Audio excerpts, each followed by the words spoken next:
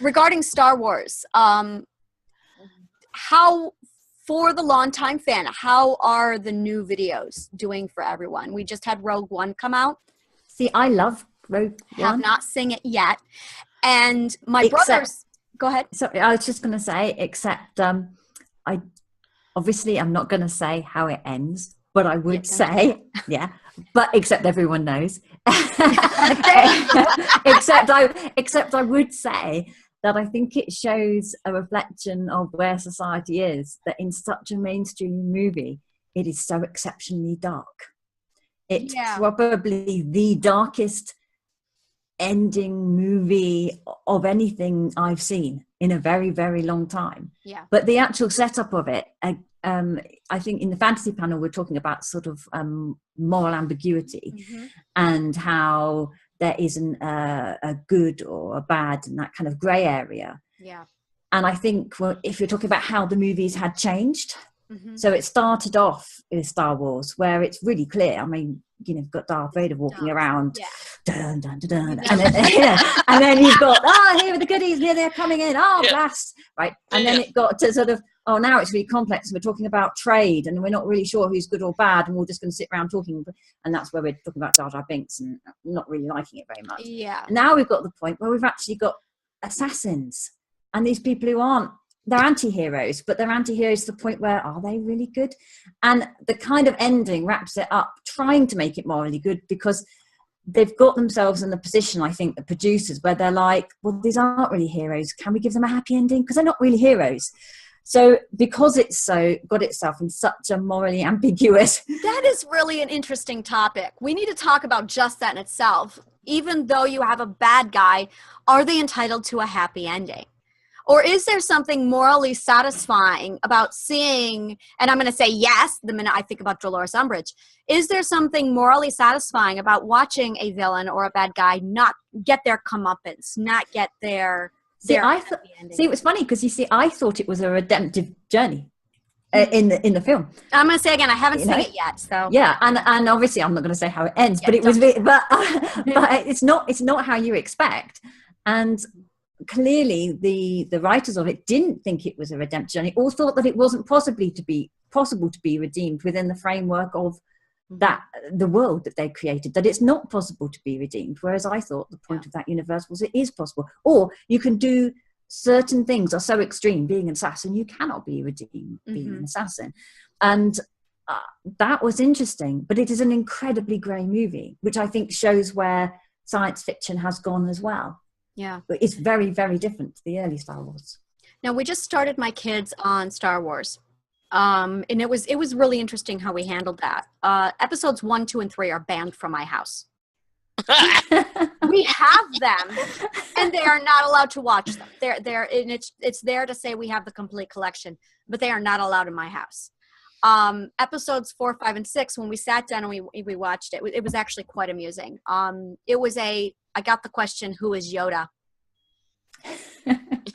was ashamed, disgusted with myself, and it was an immediate, you put that homework away right now, we're going to watch Yoda! So I sat down and we watched New Hope, and they did this whole, my kids are all the OCD, well, we have to start with 1. Oh, no, we don't. No, we don't. We haven't started with 1. We didn't get to start with 1 until later, and they ruined it, and we're starting with 4. 4 is 1. So we did the episodes 4, 5, and 6. And we binge watched. It was a marathon Star Wars experience. Amazing. And when we were done, we started a fan club and a cult. It was wonderful. And now my kids walk around with Yoda jokes, and I'm a parent now. So came the question, now can we watch episode 1? No. Yeah. And I did the YouTube treatment. I got on YouTube, looked up the scene in Return of the Jedi, I'm pretty sure it's Return of the Jedi, when Luke questions, and Yoda dies, yes, Return of the Jedi, Yoda dies and Luke questions Ben, why didn't you tell me that he was my father? And Ben's answer really is well, here's what happened and what takes place in episodes 1, 2, and 3. So you don't have to watch the shitty movies that came out. Here you go. And on YouTube, somebody put together a little video. So they took all the clips from episodes 1, 2, and 3 and played it out silently. So you could see everything happening while he's saying the exact thing you hear in Return of the Jedi without any endurance of Jar Jar Binks. It was wonderful. So I played that for my kids. And when that scene was done, I went, there you go. There's episodes 1, 2, and 3. I mean, I watched 1, 2, and 3 because I was curious, but I really think that the book, because I was wandering in the library and they had the book out for number 3, and I really think the book did better than the movie. I would have loved to have seen. Anakin didn't do it right for me. Anakin, okay, I know that sounds strange, but Anakin didn't become evil right for me. It wasn't a slow process. I mean, you couldn't really, you didn't really see it. You really just saw him like one day be this happy-go-lucky kid, the next day he's this evil guy, and he has to kill all these people. You didn't see the agony. It was too fast. It was too fast. It was too predictable. It was too Disney. You can say it to Disney. No, because Disney didn't own them at the time. It would have been. I mean, I heard rumors that people weren't happy with how it happened.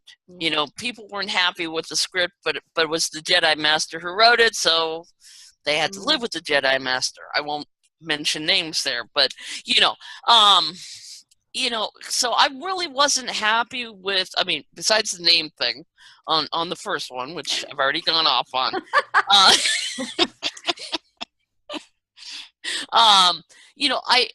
I watched the movie because I watched 1, 2, and 3 because, of course, I did 4, 5, and 6, so I was curious about 1, 2, and 3.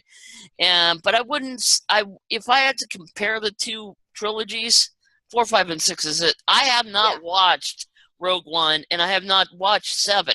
Oh, 7? No, well, hold on. We're going to talk about that in just a second here. Wait, hold on. Can I finish? Yes, but you just hold off on that 7. Go ahead.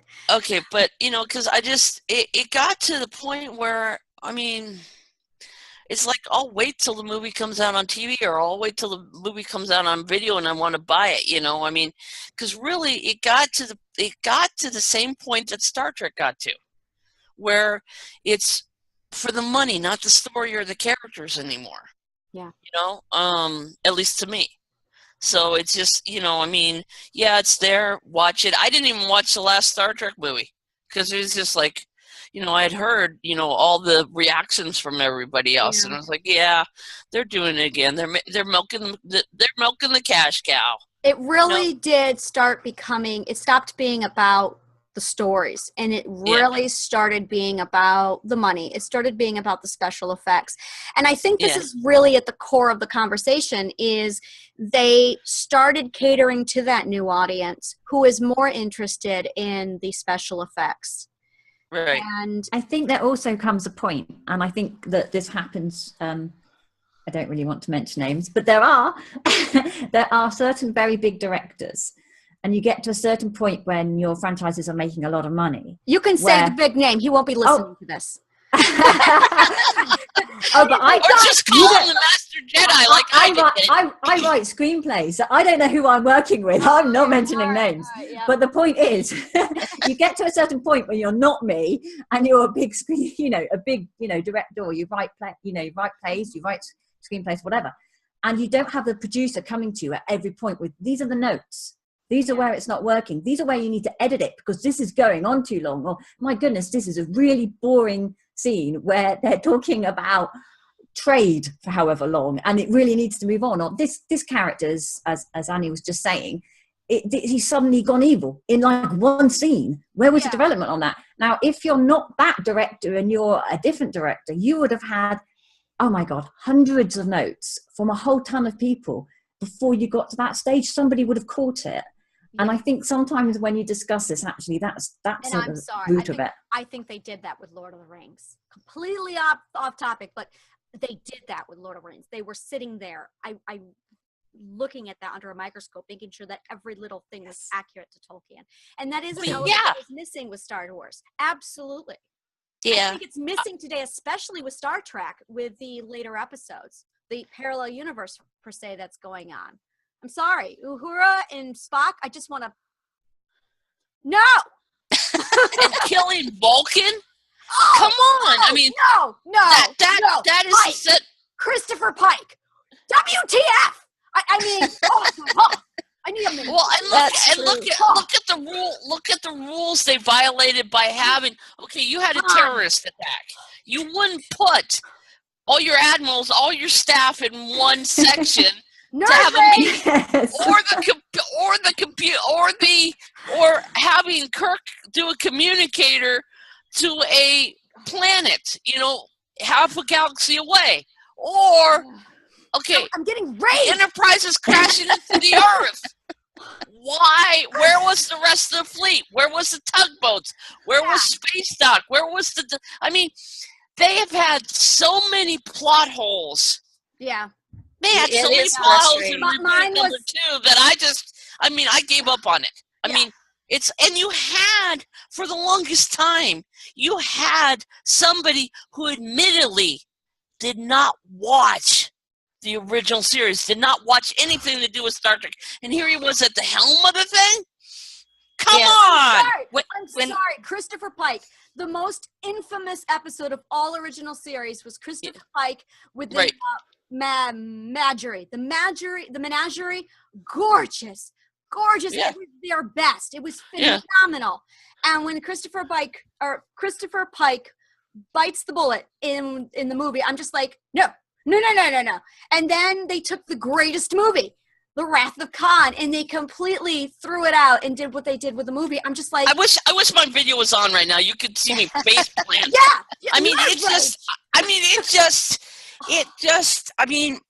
I'm sorry. Oh. Kirk and Spock in the 80s version of Wrath of Khan, when Leonard Nimoy and Shatner did that scene, you weren't watching Leonard Nimoy and Shatner. You were watching Kirk and Spock in those last moments. You were watching two friends suffering. Yes. And they said, "Oh yeah, we were just showing Kirk metamorphosizing in this one." You do not put Kirk in the thing. He should have died even before he got, even before he had. I mean, it just. I'm sorry, it just didn't work. No, it did. Did not. It did. I mean, that's why I didn't watch number 3, because I was like, what? Yeah. What? I mean, how much more can you ruin a series? I'm dedicated. I have to. I'm dedicated. Connie, Rosemary, do you feel that at all when they rebooted the whole Star Trek thing? Mm-hmm. I saw the first one and I was just furious. I yelled. My brother and I are both fans of Star Trek, and he said, "I don't understand why you're so mad." I said, "Because they just threw the whole canon out the window. They just started over." Yeah, it was crazy. I'm still mad about it. No. I think. I don't know what they were doing. I really don't. They single-handedly pissed off every nerd in the galaxy. Right. What were they thinking?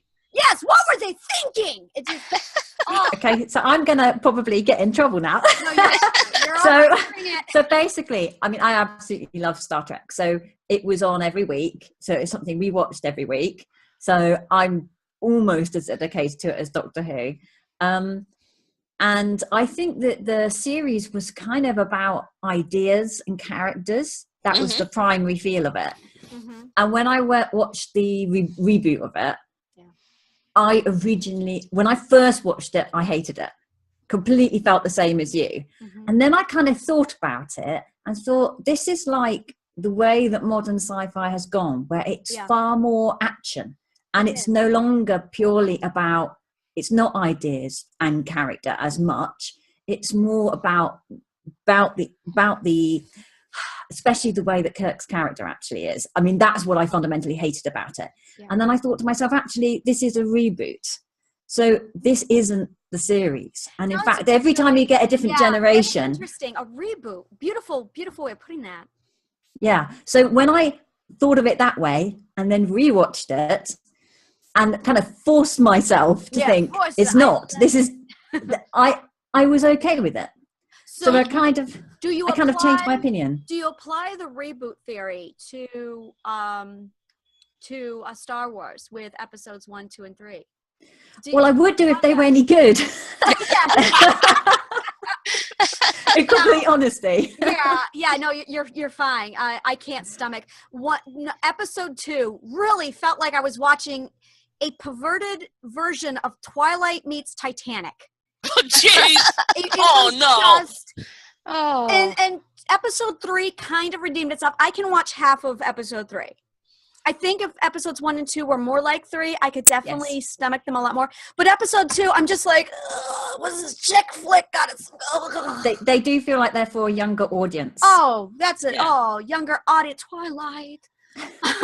Without the satisfaction of watching Edward Cullen's head get ripped off at the end. And you just... Modern sci-fi tends to be darker than older sci-fi because you've got the new show Humans, The Expanse, Incorporated. They take a really dark look at science, at the future, if you will, than older sci-fi does. Oh, it's dystopian now. I mean, TV shows have gone dystopian, which I love. I want to go back to the anime and talk about that because, again, that's a huge thing coming out of Japan with their science fiction. With Trigun, whoa, Trigun. I'm telling you, if you never watch anime, that is the one to watch. Trigun is astounding if you're into science fiction. Just blew me away. You think it's Western, and then you get 3 episodes in and you're going, whoa, this is different. By the time you get into the 7th episode, it's dystopian, and you don't realize just how far it has gone. It's like, beautiful, beautiful setup and execution.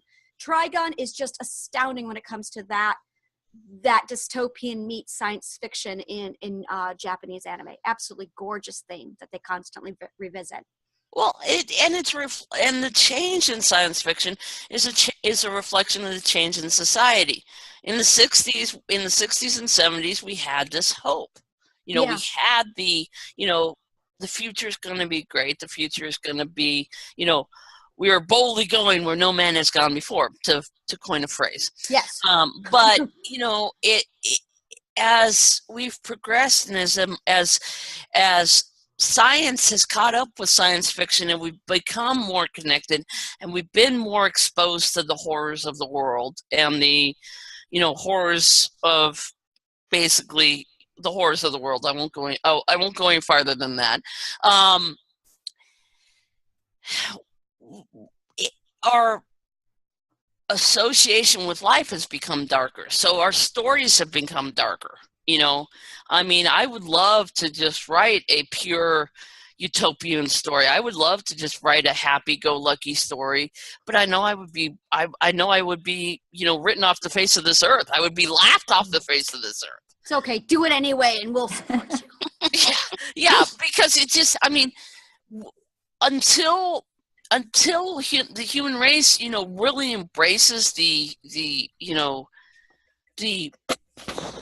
I don't know, I want to say not motto, but the ideals of Star Trek, where it's like infinite diversity, infinite combination, and the utopian idea of that we can all work together and we're all one race. Yeah. One human beings that all bleed red.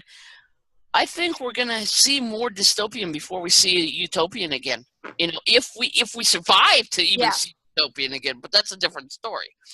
And I think, I don't know if this is really involved. I really don't know if zombies would be classified as science fiction. Personally, I think they are. It's a different kind of science fiction. And I think with Walking Dead, we see that a lot with Z-War or Z-World, and to very much the extent I Am Legend. We see that kind of a science fiction world going that direction. So we're going to go ahead and hold off here for a minute, and then we'll be back. So just give us a second.